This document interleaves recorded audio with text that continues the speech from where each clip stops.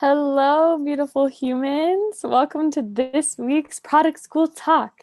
Thanks to everyone for joining us today. We teach about product management, coding, data, and Hello, beautiful blockchain at humans. all of Welcome our to this. 14 locations worldwide. We have an awesome guest presenting today.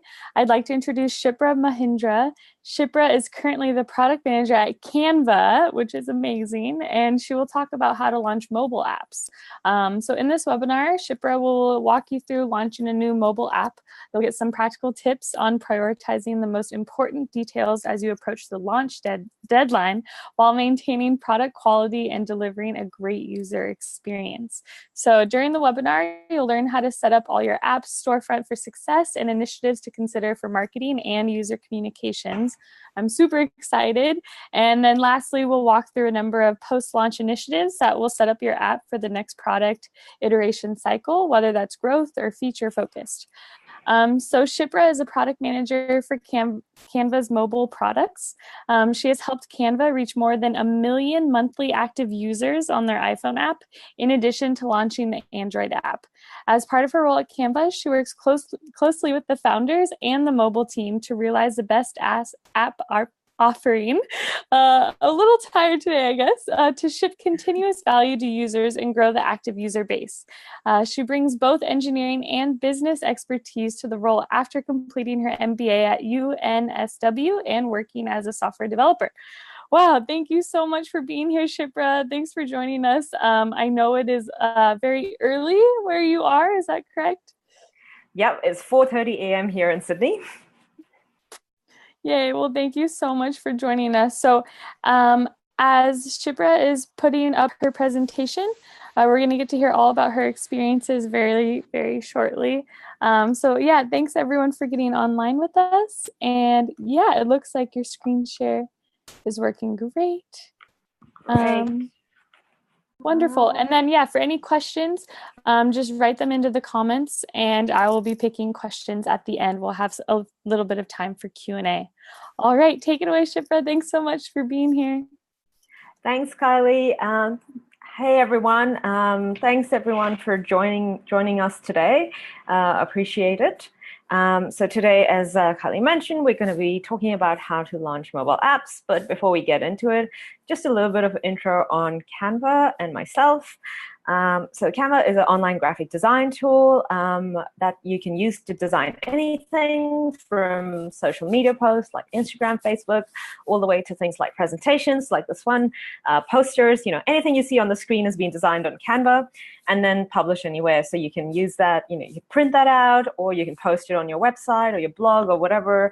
So, whichever format you want. And the value prop around this is basically, making it easy for everyone to have beautiful graphics designed and published. Cool. I've actually been with Canva for about 2 years now. I joined as a mobile PM. Over the last years, I've launched the iPhone app and the Android app. And yeah, I started off as an engineer before Canva. So, like, I don't know, 10 years ago, I was a software engineer, then did my MBA and moved into a product role. Yeah, and I'm also a wife and expecting my first child, so soon to be a mom. Really excited about that. Yeah, let's get on to it. All right, so the goal behind this presentation was to figure out how, as a product manager, we can launch a usable app that provides user value as well as lots of value to the business. One of the main assumptions around this was that, as a product manager, you kind of already know the problem you're solving, so you've achieved product market fit in some shape or form, and you also know what a potential MVP mobile app looks like for your use case. So, you're at that stage where you're like, okay, we kind of know what we're doing, let's do it. And so in context of all of that, we're going to talk about, how do you prioritize stuff to ship something very quickly, ship that first MVP. Then talk a little bit about the marketing and the App Store side of things on how, you can get your users to start using your app. And then once your app's actually launched, what are some of the post-launch things to set up to set you up for success going forward. And lastly, I just have a slide on some key learnings from my personal experience also that I'd like to share.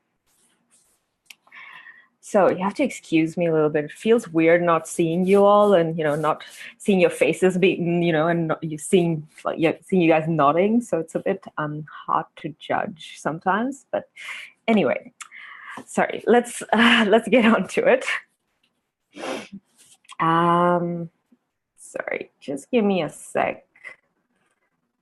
All right, here we go. Sorry, not sure what happened there again. Cool. Yeah. So the first thing, you're at that stage where you have figured out what your MVP app looks like, and you kind of know what you want to ship with, and your team's already been working on it for some time. Engineers, designers, you kind of all have a good idea of all the technical and design problems also at the same time that you need to get on with and solve. So the first step to that is basically agree on a deadline with your team, agree on the MVP version, agree on a deadline. And then the most important bit actually is to add some sort of an external dependency. And what I mean by that is once you have a deadline, whether that's 2 months away or 3 months away, on that date, try and have some sort of external event happening. So whether that is a PR event, like journalists, advertising or publishing articles for your company, or whether that's a business where you have to go in and train 30 other people on how to use your app. Doesn't matter what the actual external dependency is, but it has to be external to your company and your team, and not be movable.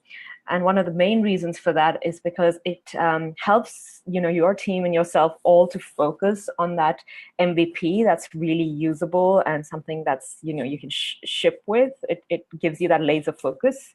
It also helps the whole team rally behind that goal, especially when they've agreed to it and they're all behind it. So I reckon it helps you all as a team to basically over the next 2-3 months ship it out. And so while you've agreed on that, you have a plan of attack now, and your team's building stuff. So while your team's doing that, as a product manager, you should be focusing on testing the apps a lot, and figuring out figuring out how to get user value very quickly. So focusing on the happy path.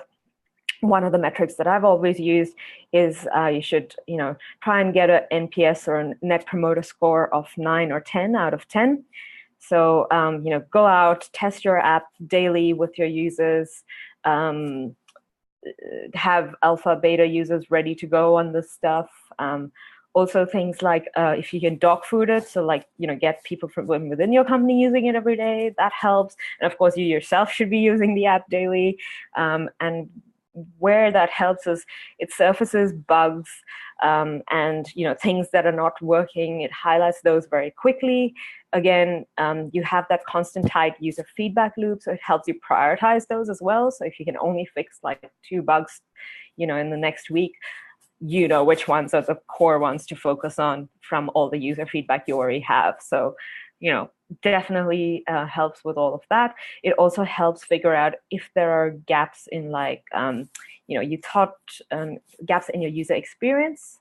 So if you thought that this user experience was the best, but you're realizing that your users are stumbling across certain things in that flow, that means that maybe you can add some onboarding or some tool tips or something else to help them out to get to that happy path very quickly.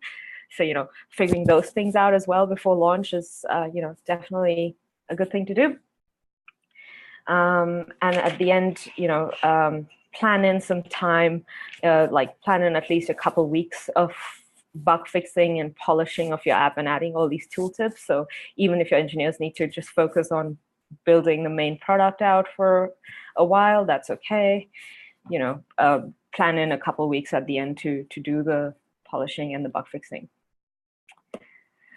Cool. And last thing on this topic is basically when you're trying to prioritize stuff, help the team pick the shortest path without breaking stuff.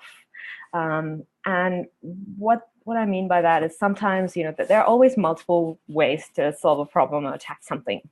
And some of them will be a really scalable, elegant way of doing things. Some of them may be, really hacky ways of doing things, like depending on your engineers and your engineering culture, this stuff might change.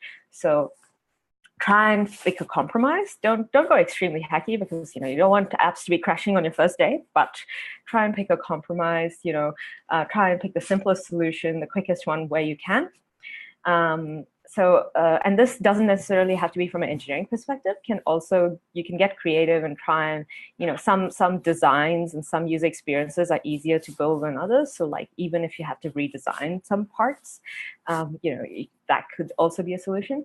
So an example, I'd like to give you an example of both of those. So when we were launching our iPhone app, one of the things was we didn't want to build grouping in, because that was a complex engineering problem. And by grouping, I mean, you could have text and image just like on the slide together, and you could, select both of them and group them into a single element. So we didn't want to build that in for MVP. It was too complex and took too long. So we decided that, for the launch, we wouldn't do that, but we also designed a few, lots of iPhone-specific templates that just didn't require grouping or didn't have grouping. We tried to design templates with just one or two, text fields with just minimum imagery, so it didn't require complex features like grouping in the first place. So that was how we got around that one. And then for the Android launch, one of the things was we wanted to build a really cool homepage with where the users can search for whatever they want. So if they wanted to create a birthday invitation, they could do that. They could just type in birthday and stuff like that. And so along with that search came lots of other features like autocomplete and search auto suggestions, things like popular searches and all those sort of things. And we basically cut down on all those extra features for launch, and that was just a simple feature cut to make the launch date. So, sometimes it's as simple as just figuring out which features to cut. And because you're also, as per the previous slide, you're testing with your users daily, you're getting that daily feedback from your users saying, this is the most important thing to me. You should be able to figure out which features to kind of give the cut if you need to. So yeah, that's the first part of the presentation. So now that you're close to launch, the other things to think about is marketing and how are your users going to find it. And in today's world, as we know, there are heaps and heaps of marketing channels. It's very hard to figure out which one to do and which one to not. But here are my tips on figuring that out. Basically, try and focus only on 3 channels and do that really, really well. And the way to pick those 2 or 3 channels, I'd say, is figure out where your users are. So for us, our users are everywhere. Like they're consumers, they're online. So we focus most of our marketing online. We don't even look at offline at the moment. And what complements your business. So for us, again, because we had a web app going and had some stuff going, we knew there were a couple channels we're really strong at. So for example, we had existing users. So we chose email as a strong channel to get our existing web app users into mobile. Things like, we do lots of SEO and content stuff as well. And we do lots of social media, word of mouth stuff with influencers and stuff as well. So basically, we already had a few channels set up within the business, and we decided to basically just double down on that for our app as well. Cool. So yeah, so pick like 3 marketing channels and then focus on that for your launch. Another thing that's different about launching apps is you're actually shipping to an app store. It's not like World Wide Web. It's you have an app store page where you have keywords and descriptions and things like that on your phone. You have visuals. So you have a storefront, which you're trying to sell your app to the user, which convinces them to install your app. So, a lot of care needs to go into that App Store front. There's heaps and heaps of content online around how to optimize that App Store page. So I'm not going to dig into that. I'm just going to highlight two things which I found really useful. One is, when you're writing your description and stuff like that on the App Store and describing your app, try to be as user-friendly as possible. Some people say, you do your keyword research and add in lots of keywords so that it makes it easy for users to search and discover your app.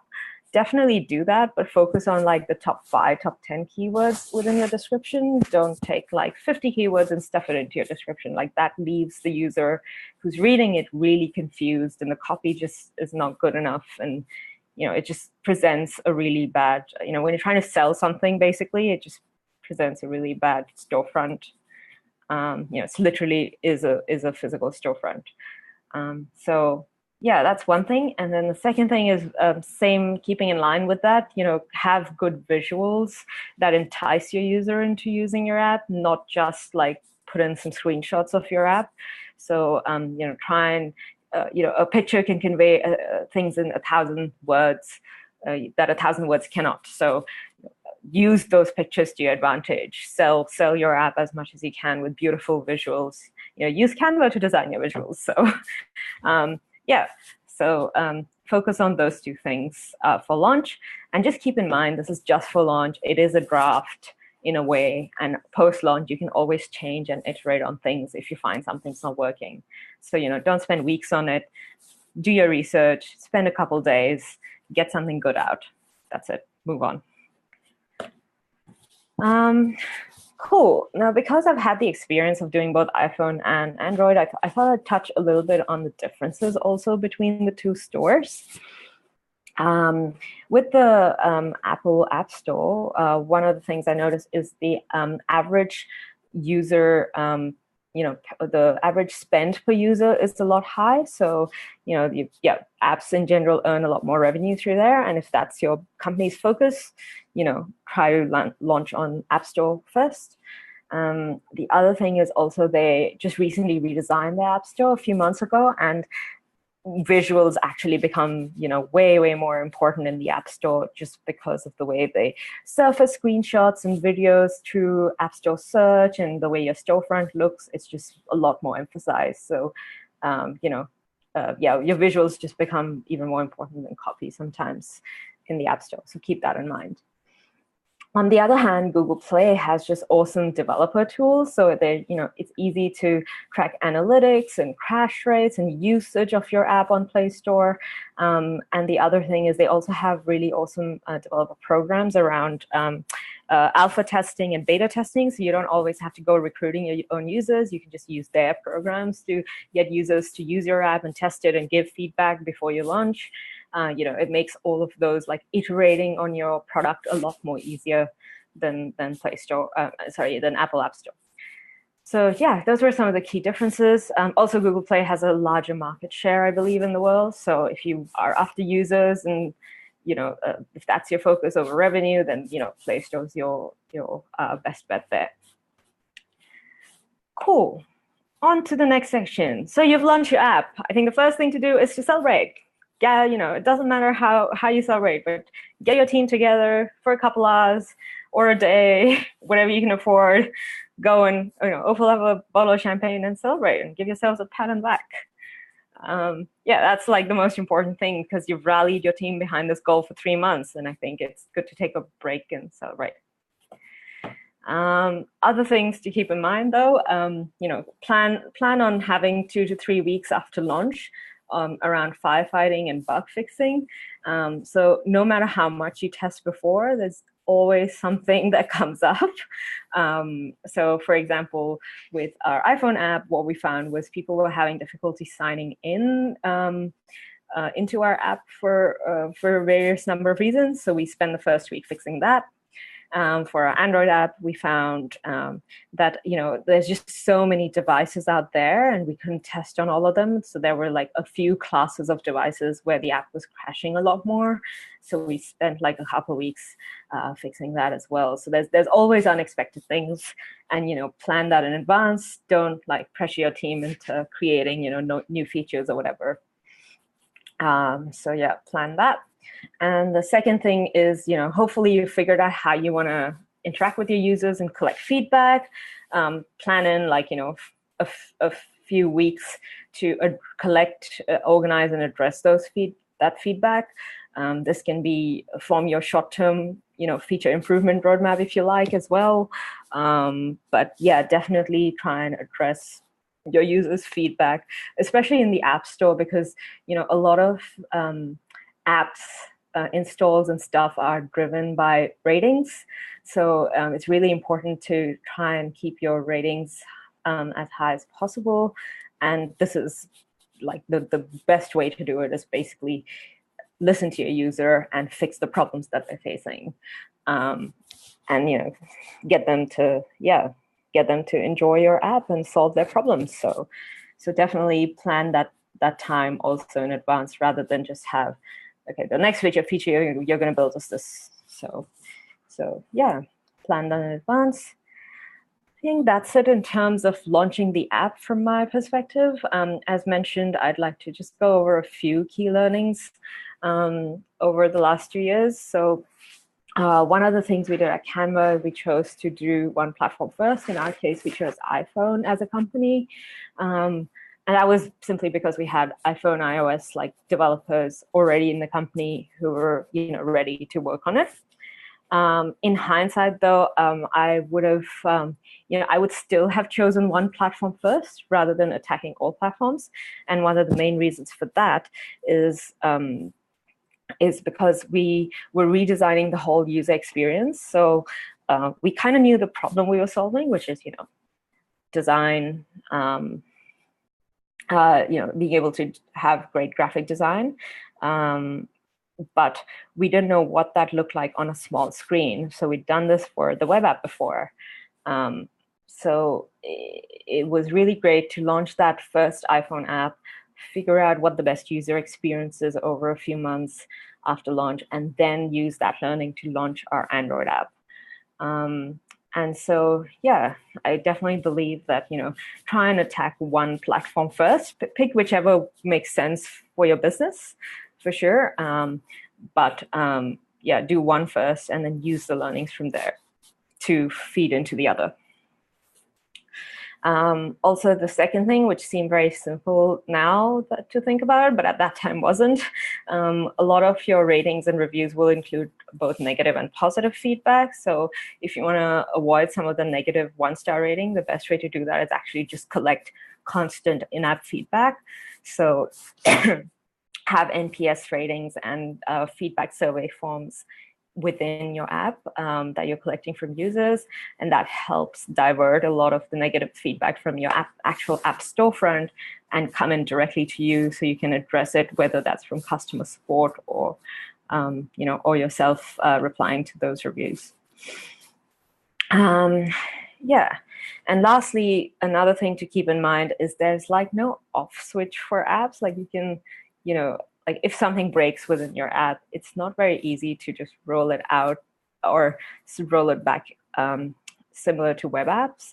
I mean, the tools are getting better and better over time, and nowadays it is a lot easier to do today than it was 2 years ago, kind of thing. But still, with an app, once you actually ship it to the App Store, it takes them time to review, and then there's an App Store rollout process, so it can still take a whole day, sometimes 3 days, depending on how busy Apple and Google are, basically, their peak periods, to get that new app with the fix to your users. So you have to be very careful when rolling out changes and test your app, and so it's just add in as much testing around it as you can and collect as much user feedback as you can before you ship something on your mobile apps. And just want to leave you with a last quote is, yeah, the value is, this is one of my favorite, product management quotes. The value is in what gets used, not exactly what gets built. So, when you're aiming to build and ship stuff, it's always with the aim that someone will use it. Thank you. And I think it's question time now. Thank you so much for listening in. Oh my gosh, Shipra, thank you so much. It's so good. I love Canva. And so to hear from you working directly with the CEO and founders is just so cool that you get that direct experience. And so I've been watching in from my phone for the live just to get everyone's questions. So we have thanks for getting up so early. Hello from New York. Hello from Toronto. Hello from New Orleans, all over. Hello, everyone. So a question from Mark. Could you elaborate more on NPS? How do you go about testing with other users? Do you have a spreadsheet and you assign NPS for each alpha user? How does it work? Thank you. Great question, Mark. There are multiple ways to do this. So one of the tools that I use regularly is usertesting.com. It's great to get in short tests where you set up an online test and they get users and users just follow steps. So they do step 1, do this, step 2, do that kind of thing, and you guide them along sort of what you think is a happy path and what you're testing. And so at the end of that, they get to give you lots of feedback and rate you. So it'll be NPS would be between 1 and 10, and it'll say, how likely are you to recommend this app to your friend? And that's the way it's phrased, and they can rate you 9 or all the way from 1 to 10, basically. So that's one of my favorite tools. That's how I collect NPS. As mentioned, other ways is like if you're doing in-person interviewing and in-person testing as well, that's, again, similar concept. You let them use the app for a bit, guide them through a few scenarios on your app, and then at the end, ask them a bunch of questions. And one of the questions is, again, how likely are you to recommend that app? And that forms your NPS score. I hope that answers your question. Yes. We have some really great other questions, like how long did it take for building MVP product for Canva app? How long? Wow. That's very subjective. I guess in the Canva context, we had, as you know, we already had a web app. So a lot of the backend kind of for us was ready to go. And a lot of that ecosystem already existed. So figuring out what the MVP took 6 months, but then building the actual MVP took around 3-4 months, you can say. So yeah. Roughly that. It's not exact numbers or exact science, but around that. Yes. Oh my gosh. Okay. So from Peter, he said, did you use any real device testing service like Device Farm or one of the others? We use that for the Android app, so not for the iPhone app, because iPhone's very limited model. So we just got all the devices in house. But for Android, we did use it. Again, with those device farms, you're not guaranteed to get 100% reliability in terms of your testing. Does definitely help a lot. It helps with a lot of the popular devices, especially in countries so we're based in Australia, but especially in countries like say India and Brazil, where we don't have the same device market. They obviously get shipped different models of the phones to what we do. So it helps cut those coverage, but it's still covering, even in those markets, covering the top 5 phones or 10 phones, but not 100 phones. Okay, great. So I think we have time for 2 more. Let's see. Oh, and for everyone who's been asking whether approved from Shipra to use it, it'll be on SlideShare. So you can check out, we'll put a link up later. So Brian asks, could you tell us a little bit more about the tips or tools to do a user experience session? Some way, maybe? A quick tool tip for user experience session. I think try and prepare beforehand. So with a user experience session, it depends on what your goal is. So whether it's to go greenfield and get ideas on what the pain points are, or whether it's you've built something and you want to know if it's easy to use. So figure out the goal of the user experience test in the first place. And then from there, figure out what are you going to get the user to do. So is it like a guided experience of your app, or are you going to get them to use competitive apps, and what that looks like? So basically plan out your user session a little bit there. And also the other tool, that one of the things that I found really useful is always try and record it. That frees up you to engage with your user and, ask lots of open-ended questions. So try and always get even if not it's a video, if it's an audio recording, so you don't have to take notes all the time and stuff. That in itself is really helpful. And also keep revising it. So, you'll take probably 3 or maybe 4, user session interviews just to figure out, are you reaching your goal or not? Are you getting the answers? Is your user giving you useful feedback or not? So it'll take, the first few sessions to figure that out and iterate on your process. So, allow for that. And then after you've done about 3 or 4, then you're like, okay, now I've got a solid script to go on. Then do the next 10, basically. Wow. Yeah. Okay. Well, the last question we'll do for today is, what do you do for ongoing digital engagement, like multi-channel messaging? And yeah. If we have time, we'll do one. There's so many good questions, and everyone is blowing it up saying, I love Canva. Canva's amazing. So I just want to throw that your way too. Yeah. Oh, I'm so glad everyone's enjoyed using Canva. Really enjoyed working on the product as well. So thanks to all of you for using us, for sure. Keeps me with a job, basically. Anyway. So yeah, to answer the question, multi-channel engagement, I guess I'll just answer that question in terms of the mobile app, because that's where I live, of course.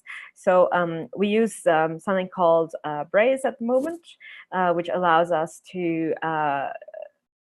communicate to users across push notifications, email, SMS, like multiple channels, and track the users through those channels as well. So we try and make sure that users are getting consistent experience across all of that.